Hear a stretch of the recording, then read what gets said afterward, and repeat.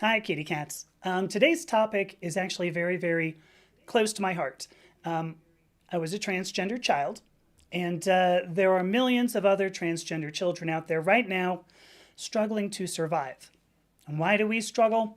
Because parents either don't understand us or forbid us from being the people we truly are. What happens then? We shut down and we withdraw from life. We lose the spark of joy the children are born with. Now, most of us make it through that time, and some of us don't. I personally almost didn't make it through that difficult time, which is why I have to talk about this today. So, today we discuss what it means to grow up transgender. I'll talk about it from the role of a child and then also from the role of a parent. The takeaway message is that the best gift we as parents can give our children is the freedom to express exactly who they are and the support to let them figure it out on their own. And then after that, we are going to hop back into Super Lesbian Animal RPG, into Slarpage, because we left Allison searching for Melody, her girlfriend, and they're getting ready to figure out what's happening in the dungeons under their town. So let's help them out there. Let me do first my opening plugs here. First of all, I see Chronic. Ooh, who's this? Chronic Cowpoke. Hello, Chronic Cowpoke. I also see Margie and Angela and Genevieve. Hello, all three of you. Here are my opening plugs. I'm Dr. Amethysta Herrick. I am both a scientist and a content creator. And what I do is discuss identity and gender using the scientific method. Just really, observing what's out there in the universe. You can find a lot more information about me and the work that I do at the website that you're going to find below. That website is purplepawclan.com. On my website, you're going to find the social media networks that I'm on. You can read the articles that I've written, some of which are scientific, some of which are philosophical, and you can listen to and watch the podcasts that I record with interesting people. And then finally, you can check out the hypnotherapy work that I do to help people work through precisely issues with identity and gender. So if you'd like to support my work, and I hope you do, you can get a subscription on my website for as little as $5 a month, but you can also just sign up for my free newsletter that publishes about every 2 weeks. And then if you follow me on social media, you can like and share, and that is absolutely beautiful support as well. And finally, I also publish other people's work on my website. So if you have original work in identity or gender that you'd like to contribute, I hope you will email me using the contact page on that same dang website, which is, once again, purplepawclan.com. Okay, I do want to read a couple of these. Oh my gosh, Margie says she's sufficiently, let me pop this up, sorry. Margie says she's so stressed out she hasn't slept a wink. Maybe 3 hours since Friday. That's a bummer. I hope that you're going to be better, because no sleep sucks. I know that much. All right, here's what we're going to talk about today. I think of this as protecting queer youth. We had Transgender Day of Remembrance just last month. This was about 2 weeks ago. And then yesterday, in my Transgender Joy video, I talked about a video series, this 5-episode video series being done by Brooke Siebold and P-Flag. And an interesting tidbit, by the way, Brooke Siebold actually responded to my video. I was like, wow, look at me. So this is a 5-episode video series called I Changed My Mind. And it wraps up this coming week, I think on December 9th, if I remember correctly. In the Western Hemisphere, by the way, because Margie, I think it's already the 8th for you. So this is about parents who initially objected to their child's queer identity. And that's not just gender diverse children. There's also gay and lesbian children, somebody who had AIDS. These parents, these families as well, learn that their kids know better who they are than the parents do. Now, this shouldn't come as a surprise. If you grew up with parents, and you probably did, shouldn't come as a surprise, but it seems to come as a surprise because parents have the tendency to believe they know better about, well, everything, really. And believe it or not, that's inaccurate. So along with this, I actually had an article published in Metro this past week. This is actually a week ago today, I think, I have yet to have promoted this. I'm going to post a link tomorrow to my social media accounts. You'll get to see it. But in it, I talk at least a little bit about my experience as a transgender child. But really more to the point, I talk about how I suppressed being transgender for the sake of my son, is the way that I thought about it.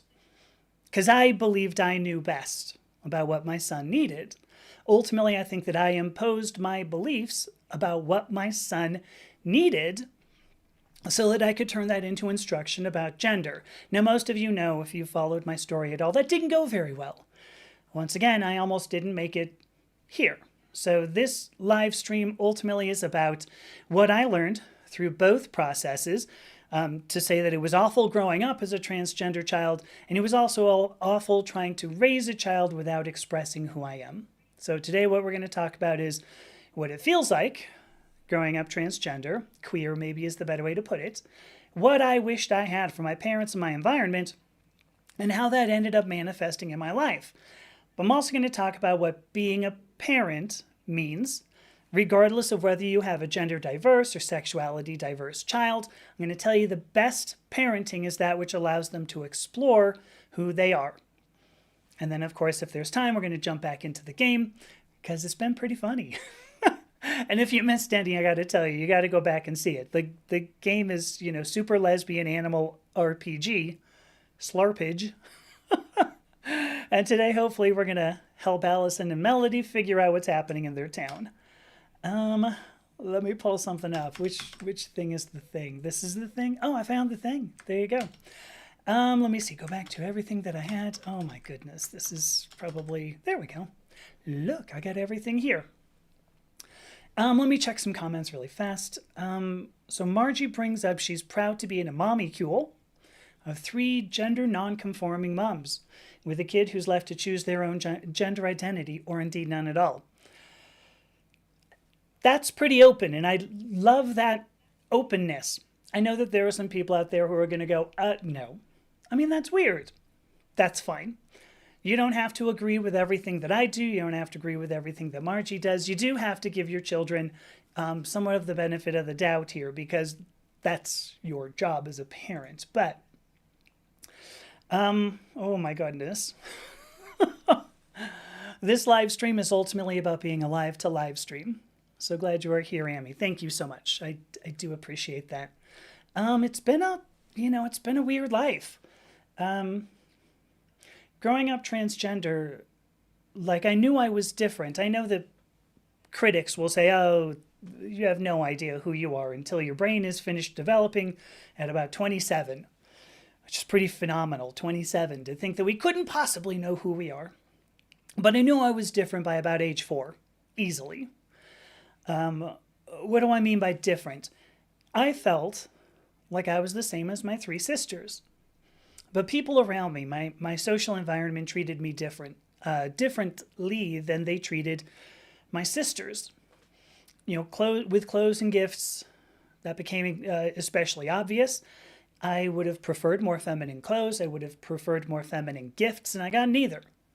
But more than that, and this is going to get a little raw, more than that, it was also how my parents treated me. Because I was assigned male at birth, I was supposed to be tougher. I was supposed to be faster. I was supposed to be stronger. I was supposed to be smarter. And worse than that, my mother was really not interested in my emotions. She wasn't interested in what I had to say. She saved what capability she had for my sisters. And at least the way that I felt, when I expressed emotion, she was more exasperated than anything. When I talked about emotions, I remember her just going, oh, I just can't deal with this. Now, there's no doubt my father loved femininity. He's gone now. He loved femininity, just not from me. He was physically abusive when I was a child, and we're talking 4 years old, maybe. He would hit me, he would yell at me, but he would not hit or yell at my sisters. And my mother, by the way, was also more physically abusive with me than with my sisters. And this was how I knew that I was different. That who I thought I was, is not what they thought I was. All of this ultimately, their attempts to impose gender norms on me. And I'm not, this was the 1970s, 1980s. You're assigned male at birth. You're supposed to be emotionless. You're supposed to be driven by money. You're supposed to be driven by things, by objects. You're supposed to be driven by success. I was not supposed to want connection. Just wasn't supposed to. I'm not going to decry all gender norms completely. There are reasons why they exist. Okay, they govern social interactions, at least to a certain extent. So there is some value, at least as long as you believe and you allow them to apply to you. But the social norms that I wanted to follow were not the ones that people wanted to apply to me. So what does it feel like, ultimately, growing up transgender? I felt wrong. I don't mean that my actions were wrong. I meant that I, as a human being, just the person I was in some way wrong. I actually dedicated a whole lot of energy to fixing myself. And I'm thinking about, everything that I was interested, the topics, the subjects that I was interested in that I used to try to fix myself. I got to put this in quotation marks. I got interested in hypnosis, which I do now, but I was interested in hypnosis as a child because I thought it was going to help me fix these feelings that I had. It would stop me from feeling the way I do. And then interestingly, at odds with that, is that I went into genetics. I was interested in genetics by probably 10 or 12 years old because I thought that could fix me physically. So at odds, I figured if I could fix myself physically, then I would be able to express the emotions that I did. All of this goes back, this idea of having to fix myself, having to make myself right for the world, goes back, maybe 10 or 12 years old, easily. Before I talk about my relationship with my parents, how this affected my relationship with my parents, let me check comments. Let me see. So here we go. So see, Genevieve says 3 or 4 years old. Right? We know who we are by 3 or 4 years old. Margie says by about age 8. I agreed. That again, by 8, certainly I was well aware. Unfortunately, Margie lived in Salt Lake City. So, I was in Los Angeles, but the thing is, it didn't make a difference. Margie and I are about the same age. If we're looking at the 70s, the 80s, you couldn't do that when you were a kid. Not at all.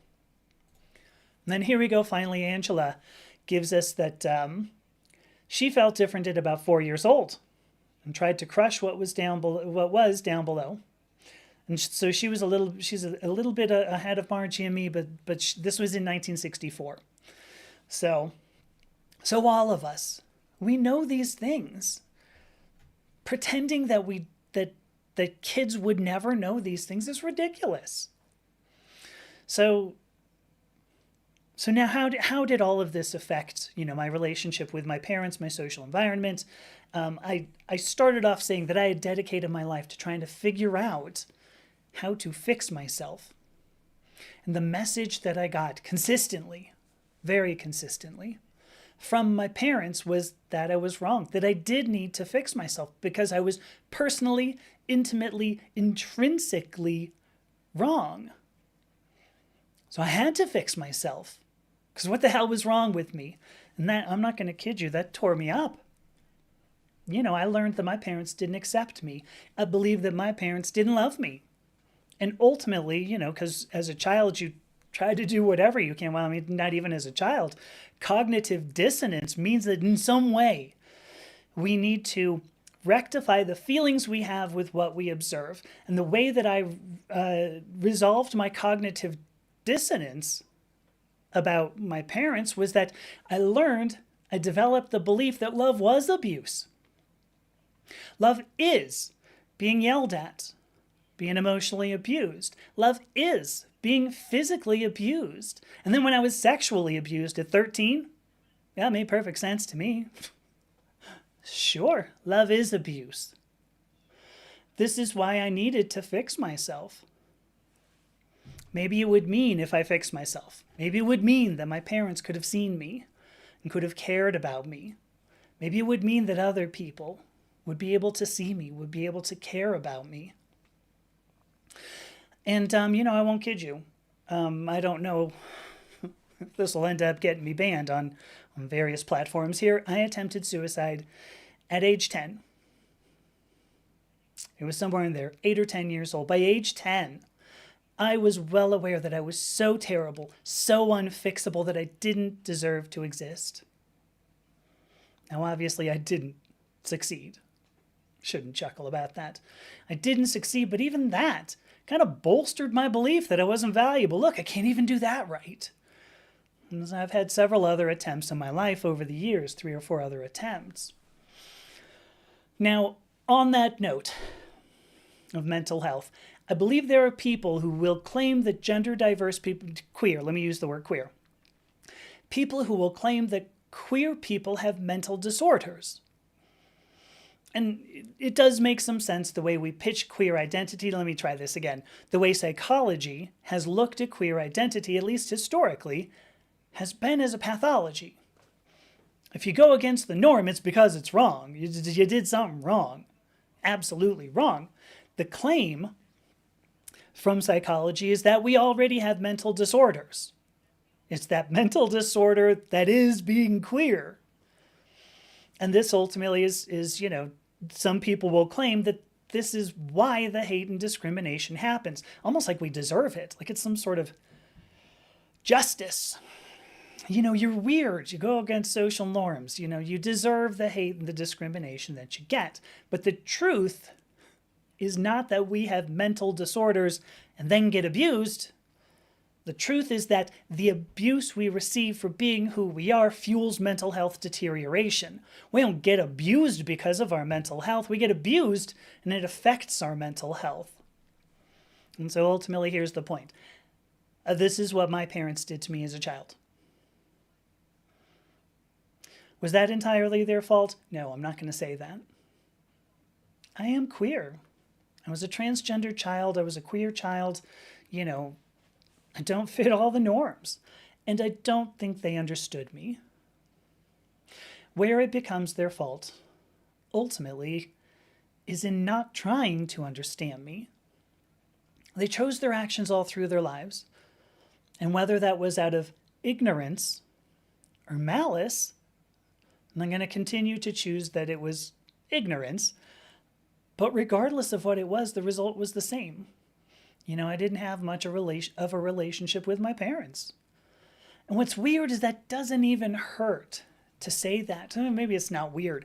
Maybe that's sad. I'm truly apathetic about not having this relationship with my parents because I just didn't feel it. There was no connection because they didn't want to. They didn't want it. They didn't want it. This is fun so far, isn't it? Let me check some comments here. So Margie says, yeah, the horror of being physically abused for your gender identity brings tears to our eyes, and it should. I mean, the idea that kids are go through conversion therapy or whatever is ridiculous. KK just joined. Hi, KK. It should. Angela brings up by 7 or 8 years old, right? She was dressing in her mother's clothes. I don't know exactly what age I started that, but it did make a difference. I had 3 sisters, right? There was a whole closet full of dresses that I was able to wear. Margie says she found out the hard way that she's unkillable. Immortality is overrated. The truth is, it hurts like hell. It's a good point. And then here you go. The overwhelming majority of the abuse Margie suffers today is justified by her abusers pointing to her human reactions to prior abuse. Yeah, we're not getting abuse because of who we are. We are who we are, and then we get abused. Okay, that was growing up transgender, and that was awful enough as it is. But before I do anything else, let me do my FCC mandated station identification. So I'm a Dr. Amethysta Herrick. I am a scientist and content creator, and I make content about gender and identity. And today, what we're talking about is what it's like to grow up queer, so that I can finally give some parenting advice toward the end here. And that's a good segue into where I was going to go. Because, here we can switch gears. As I grew up, perhaps not a surprise, I stayed queer. If you are queer, you get that, right? It's not a choice. This is who we are. It's what we do. But then, and I got married, twice. Different people. But I got married, and then my wife and I, who is still my wife today, my wife and I had a child. You think. You would think that given all I went through, I would do better. Nope. No, I did not. I did not do better. And some of you might even be saying, hey, look, it seems like you did okay. Right? I mean, I talk about it today. I've got a relationship with my son. Seems like they're doing well on their journey. And this is where, I want to refer you to this Metro article, which I guess is going to be tough to do since I have yet to post the link to it, but I swear I'll do it tomorrow. But it did not start off well. I like this from Matt here. Matt says, I got queerer as I got older, as we should. Right? As we should. I'm going to check something here. Let me look really fast. Where's the... Oh, well, thank you, Margie, for putting that in the into the chat, because I'm both horizontal and vertical here. So my wife's here too. Hi, my wife. Let me see here. Go back to everything. What a pain. I got to do something to make this whole setup easier. But all right, you'd think that I did much better, but it did not start off well. And you'll read this in the article when I posted. When I found out we were having a son, I resented it. Flat out. I resented him. I resented our son. I felt that our son was going to steal away my ability to express femininity, because my intent, at least at the time, was to express my femininity vicariously through a daughter. And if I didn't have a daughter, how was I to express this femininity that was, boiling within me? So that led to resentment. Absolutely led to resentment. So what I did instead is I buried my femininity, which did nothing to help with the resentment, by the way. I buried my femininity because I believed if I did so, it would give my son a better chance of growing up, normal. I'm going to have to put that in quotation marks yet again. I believed, as stupid as this may sound, and maybe it sounds stupid, I believed that boys need fathers and fathers are men, men are not, whatever the hell I am. So I pretended. I pretended as best as I could, and it didn't work very well, but I pretended as best as I could. And here's the irony, because you will notice all of this is centered on me. What I wanted to do was reinforce gender norms.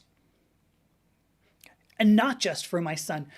If you listen to that story, I also wanted to reinforce the gender norms for the daughter we didn't have. My child's upbringing ended up being about me, not my child. And yeah, you go, oh, well, you denied yourself in order to make that happen.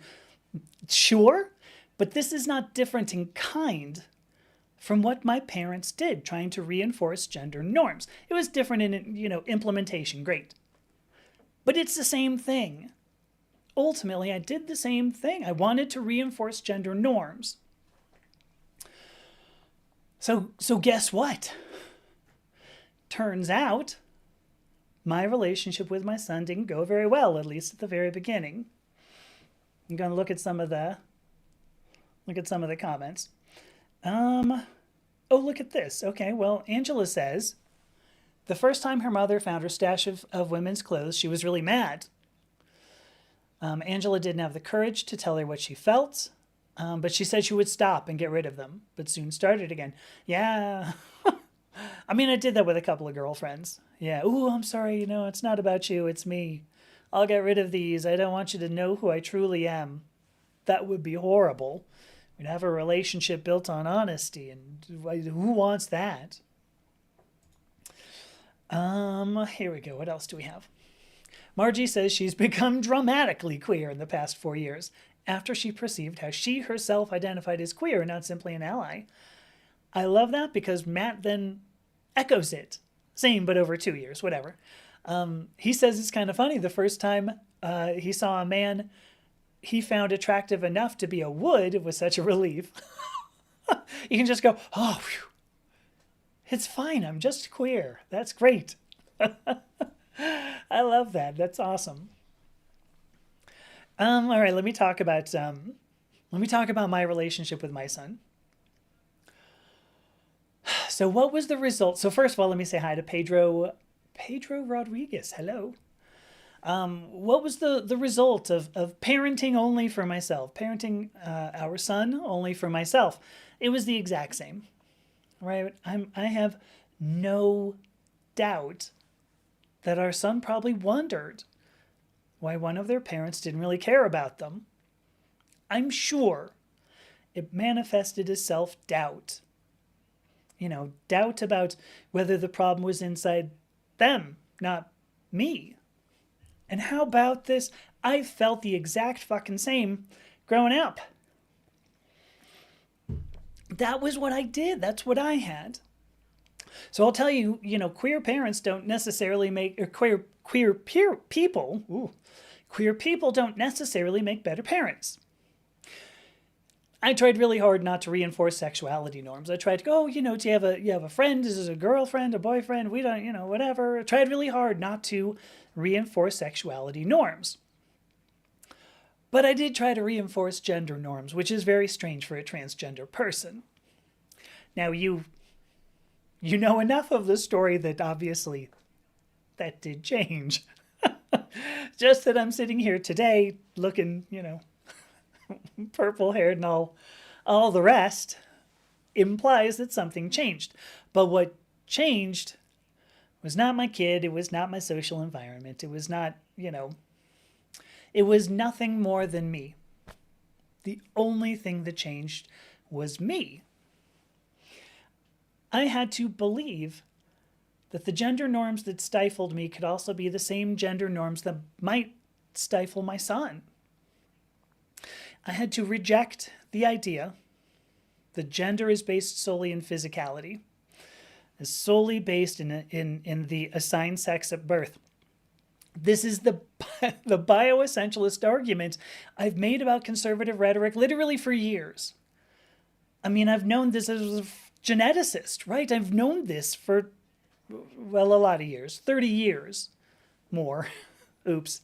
Anyway, a lot of years, 35 years, I've known this. And yet I was playing to this bioessentialist argument. This bioessentialist argument plays into gender roles, sex roles, social inequities, gender inequities. It was in the live stream I did last week about why we need feminism.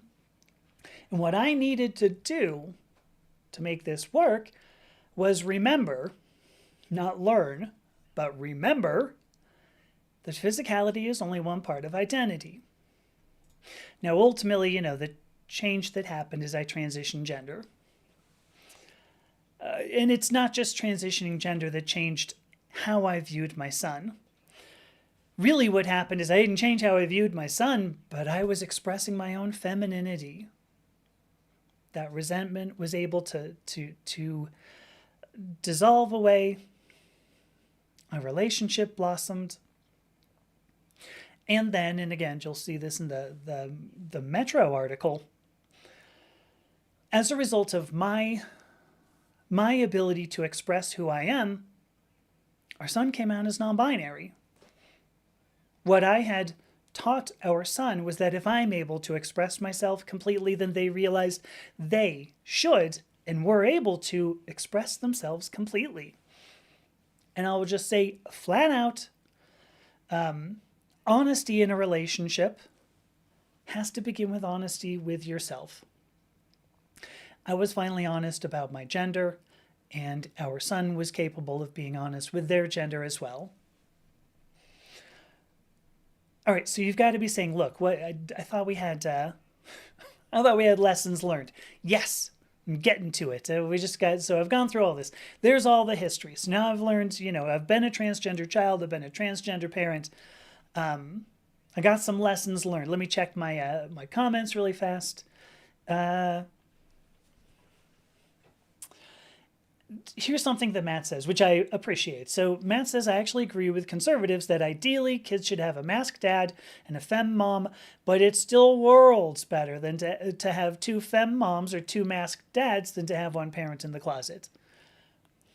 I definitely agree with the second statement.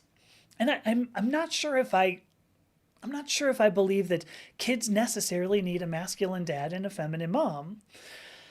Because really, the thing is, when it comes down to it, I grew up no matter what. I mean, my parents didn't affect me a whole lot, and I did have a masculine dad, feminine mom. Did that change ultimately who I was? No, because I was able to soak up social norms. And it may help, that if you have a masculine father, feminine mother, it may help that you can soak up some of those norms from them just through example, role models. But I don't know, we get so steeped in gender roles as kids. I don't know if it makes a difference. This is a guess. I'm not saying you're wrong, Matt. But I like this. Look, Matt says it explained why he always got along better with queer people than with cishet people. Yeah. It's always kind of weirded me out a little bit. Like, I've met people who are just like, look, I am completely cisgender. I am completely heteros. I don't want to look at a man. I don't want to think about a girl's hair. And I'm like, really? Because that seems weird. I've always thought that, everybody has some sort of spectrum of sexuality. But anyway, there you go. Yeah, Margie says, her social circles were overwhelmingly queer, as was recreation and socialization. Infinitely preferred gay bars, as did I. But, I was fine by my early 20s with, both my gender and sexual identities. So I was like, cool enough. But this is interesting. So Margie says at her first Pride Festival, she spoke with a TV interviewer. And the TV interviewer pointed out to her that Margie spoke of the queer community in the third person as they, not we. And that stunned Margie to go, oh my gosh, yeah, how weird that I'm not including myself in this. For what it's worth, Margie, I've kind of done the same when I've thought about gender diversity, because I was fine with sexuality diversity. Like, I'm cool with that. The idea of just being pansexual, that's fine. Like, to me, that has never been a surprise. It's never been something that I went, ooh, that's weird. Gender diversity a bit more. And I have referred to gender diversity as, oh, well, those people. It's those people over there. I mean, except for when it's like sort of nice. And then I go, oh, well, yeah, I'm sort of in that club a little bit.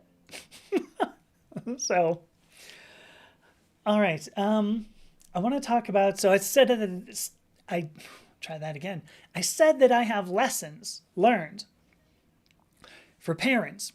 So here now I'm going to switch. This is not my story. This is what I learned. Well, I guess this is still my story, but it's what I learned from my story.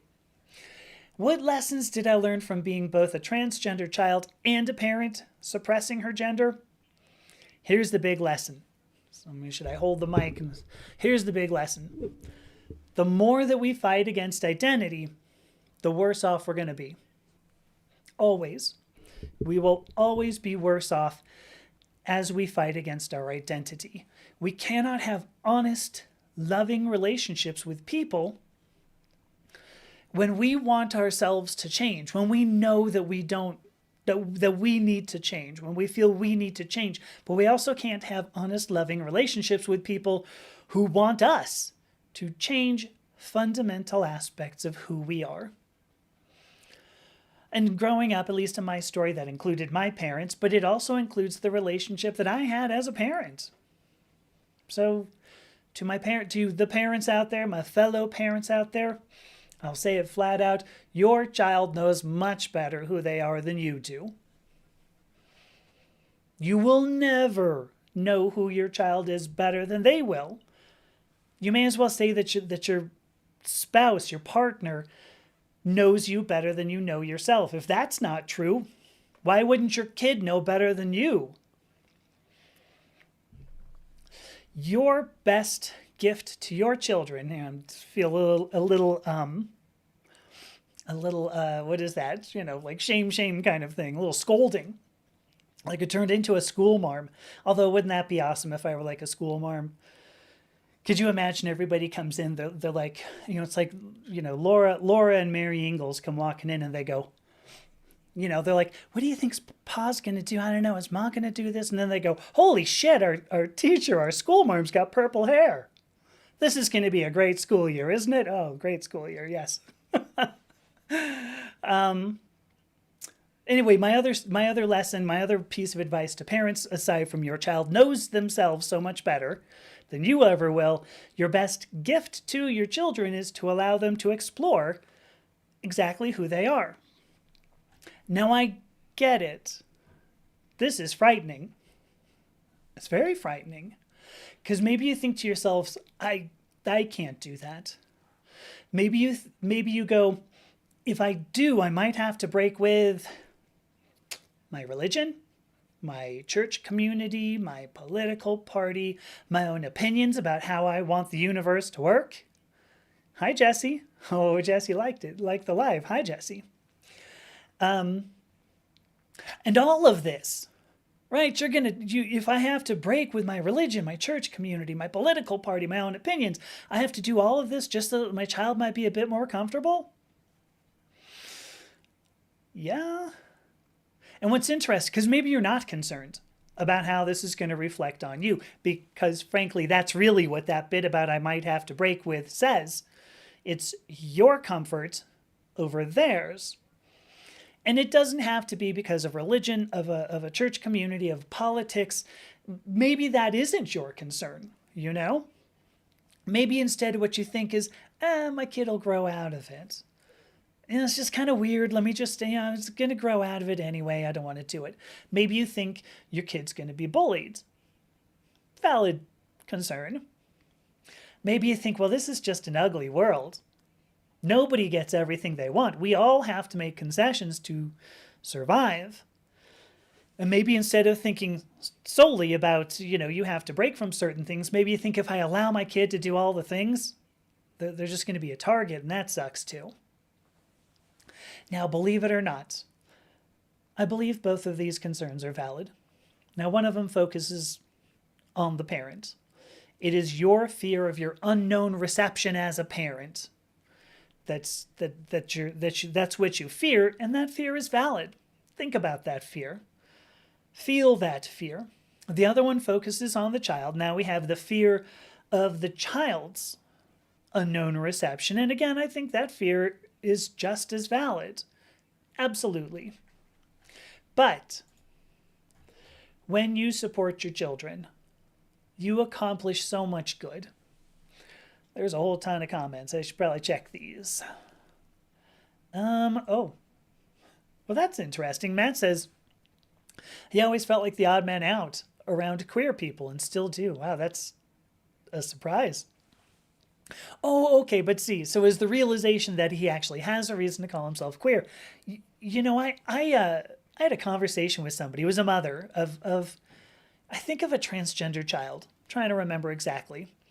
But she was saying, I'm trying to be an ally. I don't know how to be an ally. Can I really understand this? I don't know what it means to be queer. And I said, so you and I are having this conversation, which says to me that you, to a certain extent, oh, hello, Vincent Fitches,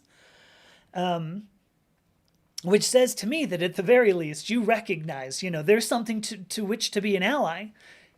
And I said, just that in itself I think that makes you queer. I think you're part of it. And she was like, oh, wow, really? And I'm like, heck yeah, come on. You're part of it. And so you can end up, like Margie says, not like these people. Oh, sorry, Matt. Not like these people, but it's my people. Right. Yeah. Oh, and here you go. Right. Good point, Margie. See, I mean, when it comes to all the roles, all the social roles, the gender roles, whatever, it's not like our families are the only people we interact with. Yeah, we learn so much. I hear what Matt's saying. Matt says having both role models, assuming neither is very toxic, especially the dad, that's a big especially, it does give a broader view. Because, the children grow up trusting the parents. And I think that's maybe the biggest point. If you have two parents that the child can trust, then yeah, it would be great. And if one's masculine, one's feminine, it might help. I kind of feel like the trust is a bit more, a bit more what it takes. So let me look right here. Well, look at that. I mean, and I think we got this too, Matt, because Matt says he would consider a trans masc dad and a trans femme mom in the ideal group. I totally agree. I love that. All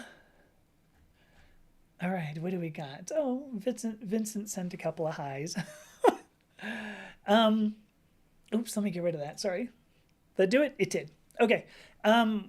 When you support your children, oh shoot, it's now 2:43. Okay, here we go. Hang on. Station identification. I'm Dr. Amethysta Herrick. I am a scientist who also talks about gender and identity from like a science sort of perspective. And today what I'm talking about is, supporting your children, growing up queer, and what that did to me, as well as my own son. And so now I'm at the point where I'm actually giving advice to parents. Thank you so much, Matt, for the gifts, by the way. Very, very sweet of you. All right. What support? If you support your children, what's this going to accomplish? I had said before that I think it's valid that parents have this fear that maybe their children aren't going to turn out all right. I'm not saying it's good. I will say that I recognize that parents have this fear, and that fear is valid, but maybe their actions are not. So I want to tell you this secret. This is a secret that I recognized after all of my story that I've told here. When people are allowed to explore who they are, those people learn that they're valuable. They have self-worth. They learn that they're valuable intrinsically. Not that their value is based on other people, on satisfying social norms or satisfying their parents' expectations. They learn that their value is based in them and their happiness. And what that does, oh, Khaleesi, oh my gosh, hi. I'm glad to see you here, wowzers. And Tyler's World, hello, says hey there, hi. When you have a sense of self-value, self-worth, oh, Frybird sent you, that's cool, thank you, Frybird.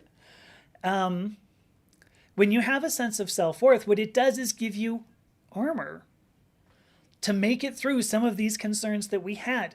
Yes, sure. If you are gender diverse, if you are sexuality diverse, and you go out into the world, it might be that you're going to be shunned by religions, or religious people is maybe the better way to say it, politicians who use gender diverse people or sexuality diverse people to get elected. You might be shunned by the people who can only parrot what politicians say without understanding the issues. You may actually even be shunned by people who genuinely do not want to understand these issues, because they're out there, no doubt. But possessing this internal sense of value for yourself is going to help them get through it. That is what supporting your children will accomplish. Without that sense of value, which I didn't have. I didn't grow up with this sense of value. Without that sense of value, you actually set your children up to be hurt. I know you may think that you're going to try to make it better. You don't. The best thing you can do is support your children. Yeah, you might end up taking a hit by your religion, by your politics. Yeah, you might have to trust that your kid's going to learn how to survive. And, as it turns out, your kid might actually grow out of it, but at least it would be by their choice. And that's the thing. What you're going to get out of this, what you're going to get back from children, is gratitude. You're going to get children who feel loved for themselves. You're going to get children who love you back. And here's the thing. I always say this when I've got some sort of, when I'm talking about parents, your job as a parent is to equip your children with the ability to live in the world. If you don't do that, if you don't do that one basic thing, you failed as a parent. I don't even care what else you think you've done, given them money, given them gifts, given them whatever. If you don't give them the ability to live in the world, you failed. You failed the one job you were given with this life that you personally chose to bring into this world. Not them. They had no desire, right? They showed up and they went, oh, son of a bitch, look, I've got an earth here. You chose this. Just do your job right. How tough is that? You will make your child's life worse by making their childhood about your comfort, whether that's well-meaning or otherwise. What your child needs is to learn that they're valuable just for being human. They don't need to learn that they're valuable only when they make you happy or when they're fulfilling your dreams. That's how you end up with children like me who end up possibly, attempting suicide. That you don't want that for your kids. You really don't. And if you do, shame on you. How about that? If that's what you do want, shame on you. You were never fit to be parents in the first place. So my final message to parents. Children are able to grow up because they get support. If they don't get it from you, they will get it from someone else. Children do not grow up because they're beaten, whether that's emotionally, whether that's physically, whether that's because you put them into conversion therapy, whether you have priests screaming at them, whether you have anybody else screaming about them. Children do not grow up because they're beaten. They grow up as they learn to care for themselves. That is growing up. Caring for themselves. Being able to care for yourself means, first, knowing that they're worth being cared for. I have struggled with that my whole life because of the way that my parents treated me.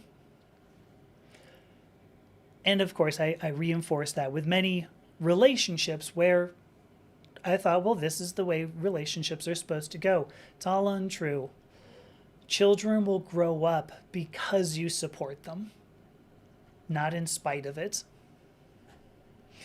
And that was my whole message. Look at that. It took 49 minutes.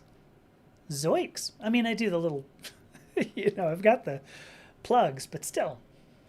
Wow. All right, I'm going to have to find the, that's a whole lot of comments there. Oh, these go back 13 minutes. I'm sorry, folks.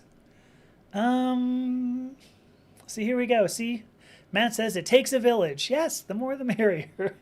Which actually comes from 3 or more moms are ideal, but that's fine. What else do we have? So Margie says she had a friend with 2 moms in high school. That was from 85 to 88. Yeah, that is a big surprise. Wait. And this was in Salt Lake City? Because that's not in Salt Lake City, right, Margie? I gotta know. I do love this. So Matt says, he wants trans boys to have a good masculine role model. Agreed. Trans girls to have a good feminine role model. Yeah. I want the same for all kids. I just want to be able to say kids, I think. Right. So Margie says, I just lifted my glasses with my little crunchy nose thing. Margie says she thinks it's cool that her toddler expresses both masculine and femininity roughly equally. I do too. I mean, because, it gives your kid the ability to go, well, what do I, who am I? And so Margie goes on to say, this is exactly as they envisioned. I truly appreciated that you used a semicolon there. Yeah. How many people know how to use a semicolon? I know you do, but it's exactly as they envisioned, so that the kid can learn firsthand how to communicate gender and how people's reactions feel. Good point. So here we go. I'm going to show. Tyler says Flybird sent him. Frybird, I guess. But and here we go. Yeah. So Matt says, yeah, it's good that it allows them to define their own masculinity and femininity. Oh, I love this. You don't have to be a bearded lumberjack to be a man, nor do you have to be Betty Crocker to be a woman. Yeah. I mean, I know there are a lot of people who believe you do. And this is, there is value to a certain extent in these social norms. And then when it turns into this is when it becomes toxic. So, because what if you're a Betty Crocker? Just pop this back up. What if you're Betty Crocker with a big, huge beard? Right? What if the picture has a mustache, as Cream put it? Here we go. Yeah. Wearing a tutu is objectively fun. Gonna need to buy one. I don't know. Wow, this is... How close am I? Now I'm only 10 minutes behind. There we go. Well, I'm catching up. No, 6 minutes. 6 minutes behind. Okay. Angela says when her mother knew she was transgender, she supported her. And he would even go out with Angela as her real feminine self. Wow, that is amazing. Oh my goodness. I can't even believe that. I don't know why I pulled it down. I'm not going to kid you. I'm very envious. I think there are a lot of people here who would be envious of that. So I think that's awesome. Yes, Margie says it's heartwarming and poignant. It's so lovely. And so here we go. Now Matt says parents who don't support their queer kids royally piss him off. Yeah. And I guess, this is why Brooke Siebold and P-Flag ended up doing this video series. Because I don't think there's anything wrong with going, I'm concerned about these decisions. Why are you making these decisions? I'm not saying that you should go, I'm concerned about these, therefore I'm not going to let you make them. I do understand if you go, I'm concerned about this. But like I've gone off on this before. Because some of these things, they go, well, what if you're going to get bullied? What if, this is going to change your entire life? You got the whole, people go, well, you can't go on gender affirming care, hormones, or get surgery. This is going to affect your entire life. So is getting married. Affects your entire life. So is going to college. Like nobody goes, are you sure you want to go to college? Are you sure you want to go into chemistry? Like nobody batted an eye. I was like, I'm going to go be a biochemist. And everybody went, that right you are. Off you go. Nobody cared. Nobody was going to go, hang on, are you sure about that? Because if you go off and you go be a chemist, you're going to be a chemist your whole life. That's going to affect every single relationship you have. You might get pushed down in the mud when you're in high school. Yes, I totally did. But we're fine with these. No, gender. That's where we go. Oh, hang on. What color hair do you want? You want to wear a skirt and not pants? Do you know that's going to affect your entire life? Yes. As soon as I get out of college, I'm going to get married. So, if that doesn't mess with things. Anyway, parents will happily support that. Most parents will happily go, oh, you're going to college and getting married. Awesome. And then they go, dang, you're going to be queer. That's it. Get out of my house.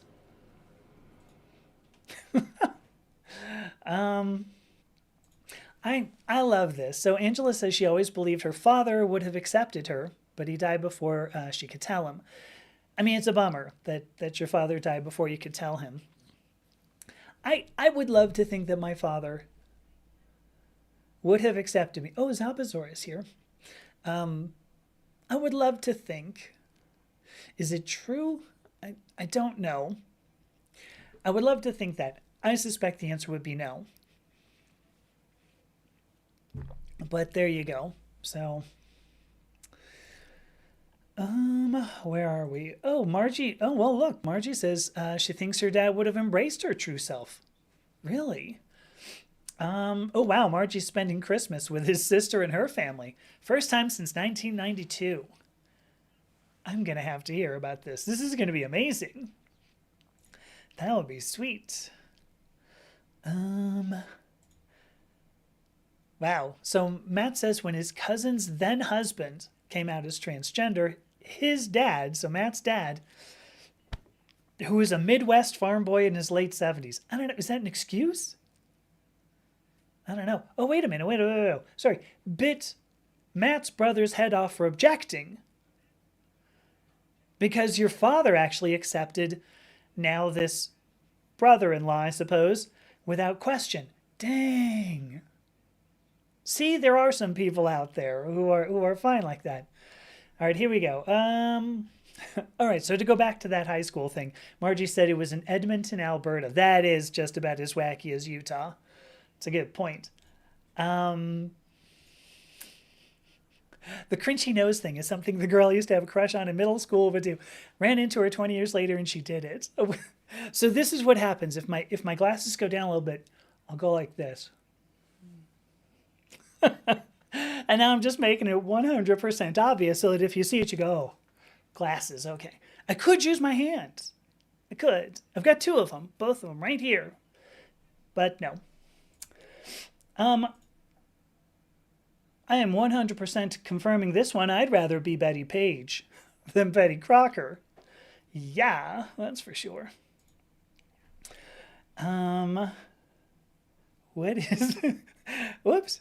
It went away. Anyone who says you got to be a bearded lumberjack to be a man is around me is about to get their ass whooped by a bearded lumberjack. Right.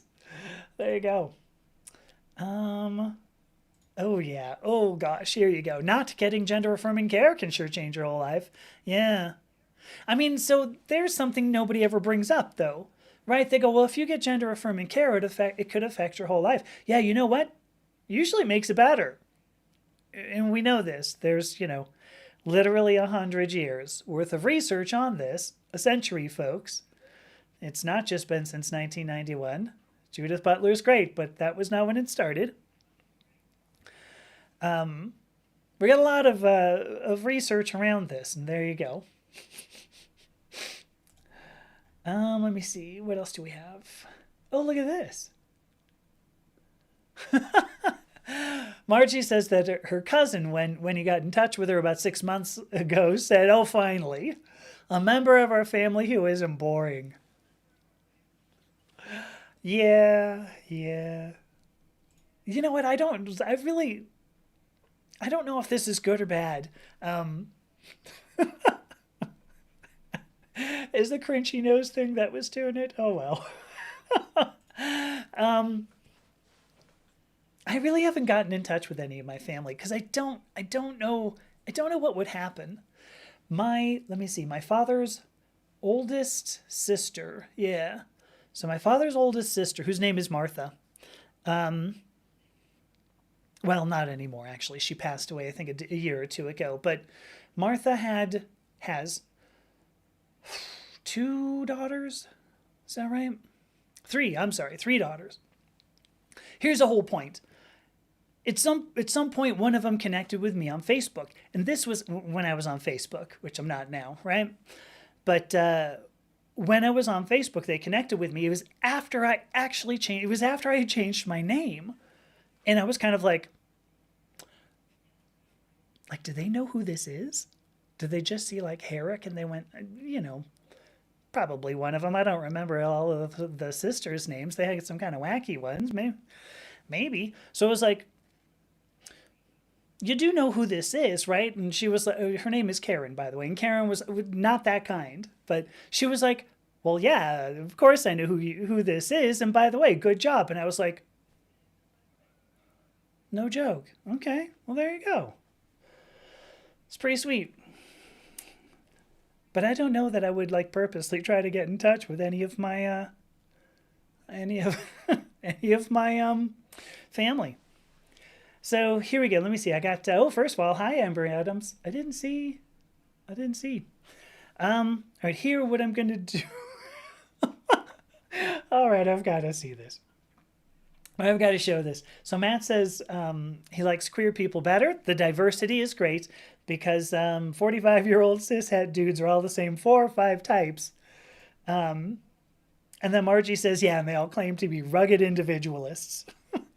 Very true, because half of them wear combat boots and drive lifted pickup trucks to their accounting jobs. I love it. All right, here's what I'm going to do. Oh my gosh. Here's what I'm going to do. It's 3 o'clock now. I don't even know wherever you are, it's probably not 3 o'clock. But where I am, it's 3 o'clock, which means I've been on for an hour. So what I'm going to do is take a break. And then I'll come back. Hopefully this was, an interesting, an interesting little fun foray through the life of, a transgender child and then later a transgender parent. Yeah, I'll come back. We'll play some some Slarpage, and there you go. Oh, geez. Okay, so somebody named Dean. Oh darn. So I've missed a couple of these comments, and some of these go way back. So Krista DeMarco says that I wish I could show this, but I don't have it in a place I can.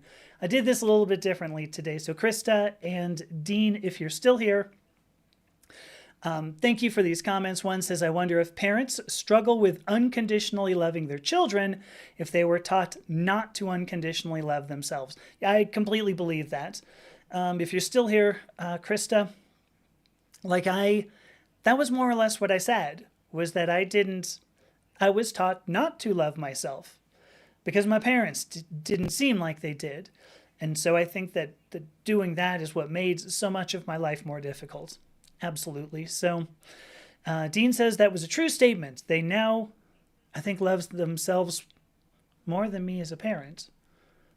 I'm not really sure what that means. I'm sorry, Dean. And I'm sorry it took so long to get to you. So once again, taking a break, still taking a break.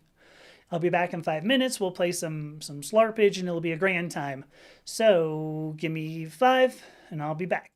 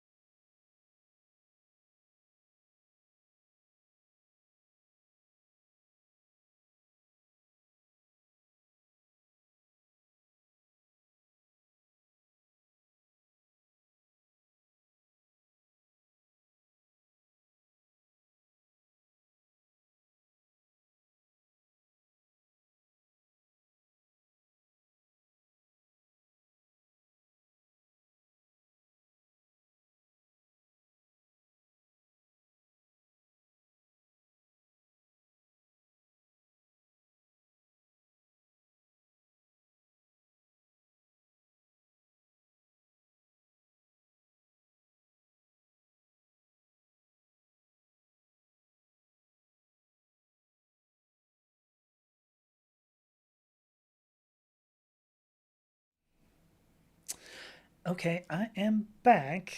There's an interesting little bit here. Sorry, excuse me, tidbit. I don't want to get banned anywhere else. Um, where'd it go? Oh, so here we go. Margie says, hey, congratulations. We got through the talk section without a single troll. Oh, I mean, very true, and that's good. Genevieve also asks about a link, and I didn't see a link either. So if you want to, go ahead and do that. All right. Apropos of nothing. So I'm going to play a game here, right, everybody? I started playing just as this is a dumb aside, but I started playing The Witcher again. I don't know if anybody's familiar with this game. I started playing it again. So usually I like RPGs that are, you get to choose who you are, like who you look like, which always includes, gender presentation. So, I was like, started playing The Witcher and I'm like, ooh, that's it. All I got is like, buff dude. And I really, truly thought to myself, I'm like, do I want to do this? Do I really want to spend, whatever, a lot of hours, because it can last forever and a day. Do I really want to do this? And I ended up going, yeah, sure, why not? I'll go ahead and play it. And I've been playing it. But now I've got to the point where I'm like, okay, the way I'm going to play this, the way this is going to work for me is if I just sort of lean into the, oh, well, not only is it like a buff dude, but like, not a bad looking dude. It's not me. I'm just playing it. So maybe some of you, sorry, I guess I realized I should have presented this a little better. Maybe some of you will recognize this idea that, oh, I'm playing a girl in this game because I just want to look at her butt the whole game. I don't want to look at a guy's butt, right? That's weird. I want to look at a girl's butt. I know I've used this argument. It wasn't true then. It's not true now. Now I'm like, well, actually, I'm kind of doing that, aren't I? Now I'm looking at, the person in the game. I'm like, well, this is kind of like eye candy. That's fine. It's actually true. So it's sort of a strange thing. All right, what do we got here? I have no idea what this means. But what I'm going to do is read it. Here is a song by the band Cake. And the muscular cyborg German dudes dance with sexy French Canadians, while the overweight Americans wear their patriotic jumpsuits. I'm wearing separates today, just so that everybody knows. This is, an actual T-shirt, but like, I'm wearing a skirt, so it's separates, just so that you know. All right, let me so I'm back with my cute purple controller. I love this thing so much. Let me see if this is going to work. Is it going to go? There we go. Oh, I got to turn that off. Oopsie daisies. All right, here we go. Let's see if I got to get to it. Does this work? Joystick's even working. I don't know if you're going to hear this. Let's hope so. As I move this around, hopefully you hear doink, doink, doink. All right. Continue. Okay, let's continue. Gadink. File 13. Sure, like you do. Load. Ooh, oh, here we go. Later that night. All right, oh, good. So good. We didn't lose any story. So here we go. The thing here is that everybody got back to home, whatever. Got back home. Allison says, how's this doing with, okay, it doesn't look like the sound's too high. Allison says, Melody must have gone for a walk when she got up. Shouldn't be too hard to track her down. Yeah, probably not. I have no idea where to go. I mean, didn't Melody have like a home? Oh boy. I don't know. Oh, I don't want to go on to the beach. What do we got here? Okay, let's go to the town square, right? Oh no, wait, that was a town square. Was it? No. Yes. All right, let's go back up. North. I should probably go find Melody. Yeah, you should. Okay, so she's not that way, folks. I always like it when games tell you, hey, look, don't go that way. We were trying to get you to go, we were totally trying to get you to go another way. So do it. All right, what do we got? Danger. Nope, not that way either, folks. That's good. All right, must be, oh, hang on. There we go. How do I get back up there? All right, back up here. Okay. Whoops. Nope. That way. Yes. Okay. Oh my goodness. All right, Melody. Couldn't sleep? Just a little restless, I guess. How'd you know I would be here? Frankly, Melody, we didn't. I walked all over the place. This was the last place I looked, and of course there you were. I didn't. Oh my gosh, I didn't even have to play that off. This was my fourth guess. Do you think the game was actually counting that? That's pretty... Want some coffee? No, hell no. It's 2 in the morning. Ooh, what kind of coffee? The extremely sugary kind with very little actual caffeine. Just how you like it. No, you shouldn't have. But I'll take it anyway. All right, so now we're okay. Well, today sure was interesting, huh? Well, I certainly can't say that's how I expected to spend my Monday. What'd you think would be different? Well, less eggs, mainly. Hi, Cody S. Fair enough.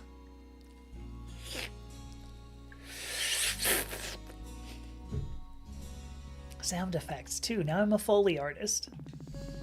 Hey, you did great, though. All that healing and junk. We couldn't have done all that without you.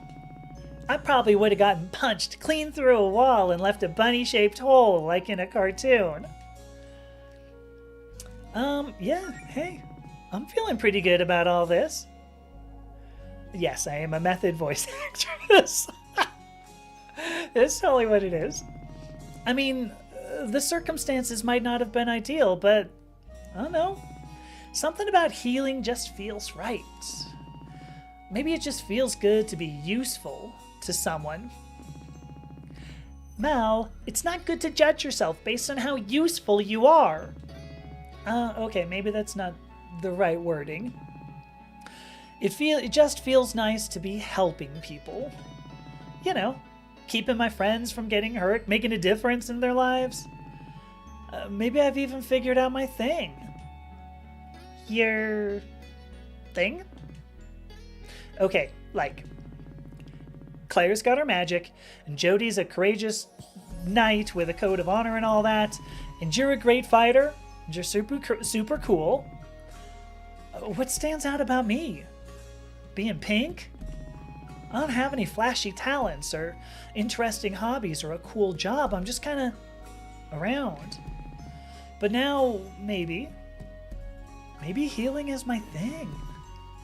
I mean, you seem like a natural to me. But you've already got a lot of things. You're also super nice, and you're insightful, and you're generous. You're a really giving person, you know that? And of course, you're pretty cute, too. That's a plus. And look at me. I'm glad you think I'm cool, but I'm just a big dummy who likes swords and cute girls with swords and, run-on sentences. I guess what I'm saying is, I hope this works out. But if it doesn't, you shouldn't worry about trying to force yourself into a neat little box like that. It's okay for you to just be you. I mean, I already like you for being you. Oh, stop saying so many smart things, you big dummy. Mel, when you talk as much as I do, eventually you get lucky and say something smart. Wow, I actually really like Allison. This is pretty dang good. So, what about you? Is this guild thing going as well as you'd hoped? I mean, pretty much. I mean, aside from the weird limbo dimension or whatever we stumbled into, I can't complain much. Oh, you don't sound that enthused. No, I am. I'm just, groggy. We're doing great. I guess it doesn't really feel like we're completely real yet. I don't have any reason to be concerned, though. It's fine. My brain is just being dumb and not letting me relax. Yeah, I know the feeling. But you've wanted to do this your whole life, right? Yep, pretty much. I mean, it's hard not to want to be an adventurer when most of your formative memories involve tagging along with your mom on her legendary adventures. Yeah, I can't even imagine what that must have been like. Well, okay. My mom probably didn't take me on her grandest adventures before we settled in Greenridge. Probably just the more toddler-friendly ones. Yeah, all the legendary adventures with no sharp objects or potential choking hazards or swearing. Well, everything felt really grand to a little kid like me, though. My mom was the coolest person in the world to me. She isn't afraid of anything. It was like being the kid of a superhero. So I guess because of her, I always thought that being an adventurer was the coolest thing you could be. But I still feel pretty much the same. Maybe that's a bit much to live up to. I should just be happy I'm getting the chance to do this at all. Especially with you, Melody. Aww. Hey, have I ever told you why I chose the name Melody? I don't think you have. Why do you ask? I don't know. We're just reminiscing now, I guess. So, you know I always have to overthink everything, right? So I really wanted to make it count. I couldn't just pick any name. Melody sounded like a sweet name to me, and, well, this probably sounds stupid, but I thought that in a song, the melody is sort of the centerpiece. Oh, hey, Minnie. Things are going okay so far. Like the focal point of the song. It's got a certain confidence to it, and it's the part of the song that people pay attention to in most songs. Right? I don't know. That might be all wrong. Maybe I should have taken music theory in high school. No, that makes sense to me. And I did take music theory. Well, I thought that if I just heard it enough, I'd start to think of myself like that. Like my name represented the kind of person I wanted to become. Not just the girl part, but like everything. Someone more confident in her voice, I guess. Oh, I gotta sip. Sorry. I'm being such a downer, aren't I? Do you remember what I said when you came out to me and Faith? You said that if I spelled my name with an I, then I could dot it with a heart, and that'd be cute. Why'd we take so long to start dating? Oh, because we're a couple of dummies. Oh, that was sweet.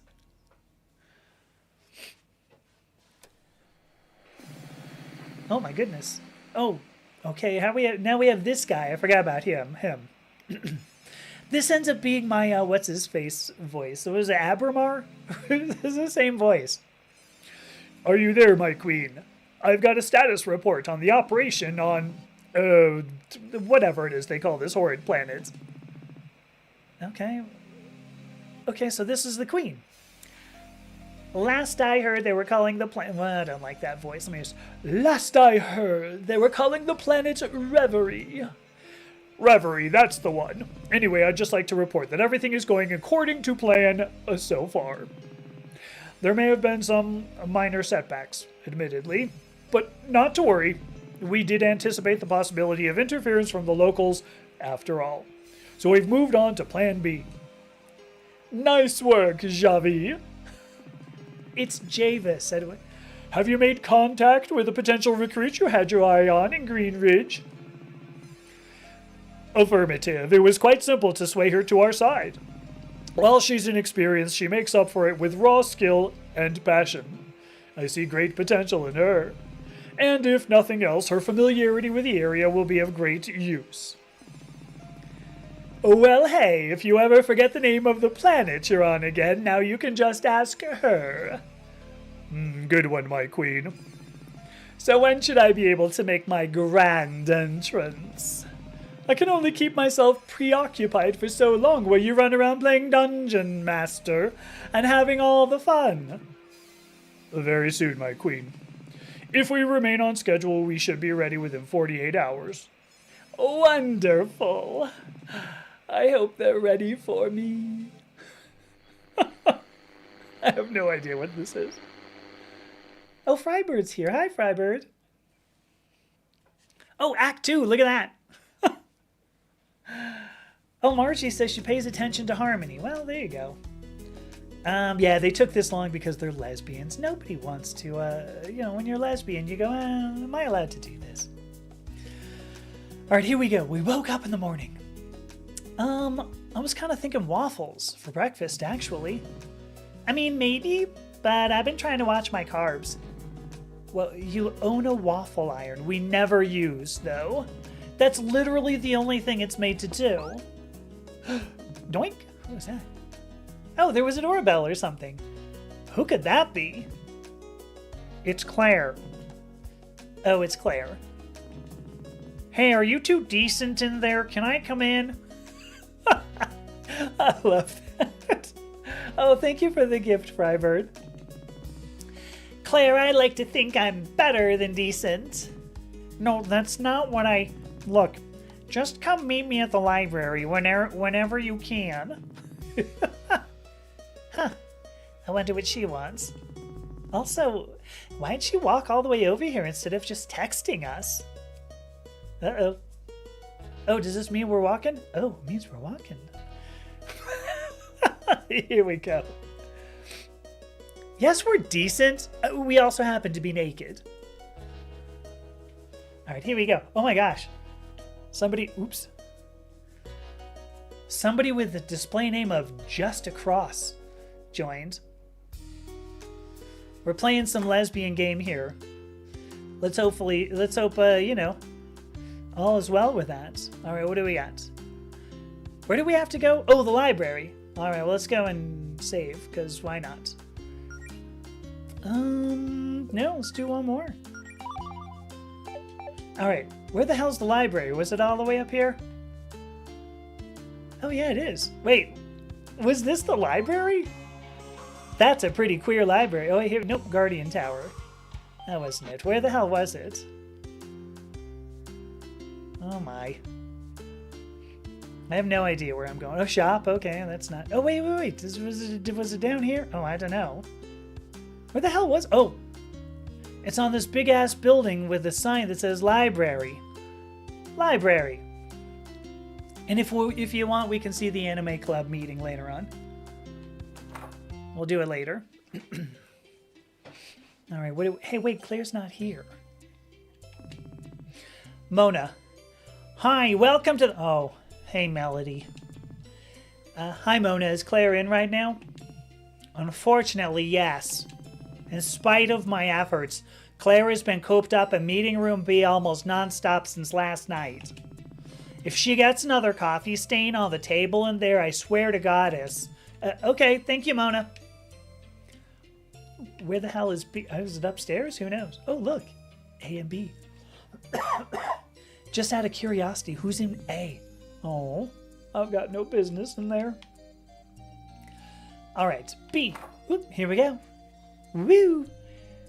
Florida Man joined. Hello, Florida Man. What? Oh. Okay. Well, look, we got theories. We got evidence. All right. Well, let's just talk to Claire. What did you want to talk to us about, Claire? Did you not notice the whiteboard? Oh. Oh, yeah. That videotape guy. What about him? Oh, come on. I know it's been on your minds, too. I was kind of trying not to dwell on it, actually. Well, it's kind of hard for me not to dwell on it. So I've been trying to do some research to find out what exactly it was that we saw yesterday. The way reality got all twisted and warped down there. I've never heard of anything like it. It shouldn't be possible with normal magic. Is that a phrase? Normal magic? Oh well. Did you find anything? Well, admittedly, my resources are limited to my own book collection and what I could find in the public library. What about the internet? I think the library Wi-Fi is down today or something. I just burped. I hope nobody heard that.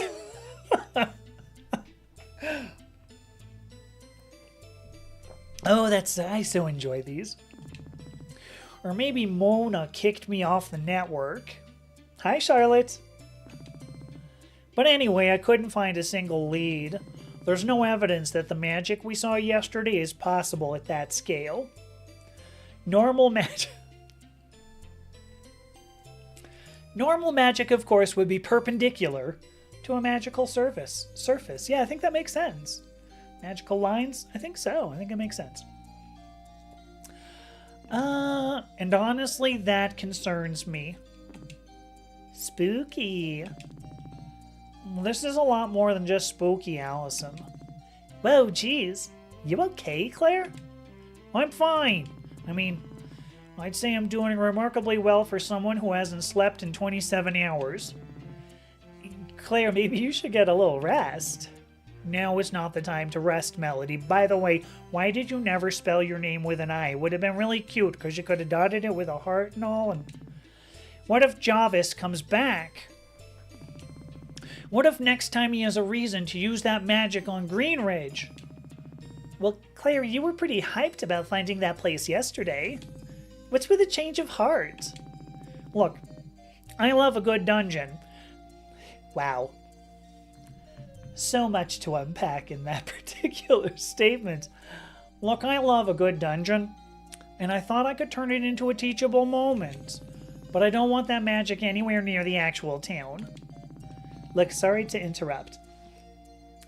What if this Jarvis guy is still pissed about how we wrecked his labyrinth yesterday? Exactly! We have no idea where he is, what he wants, or what he's planning on doing next.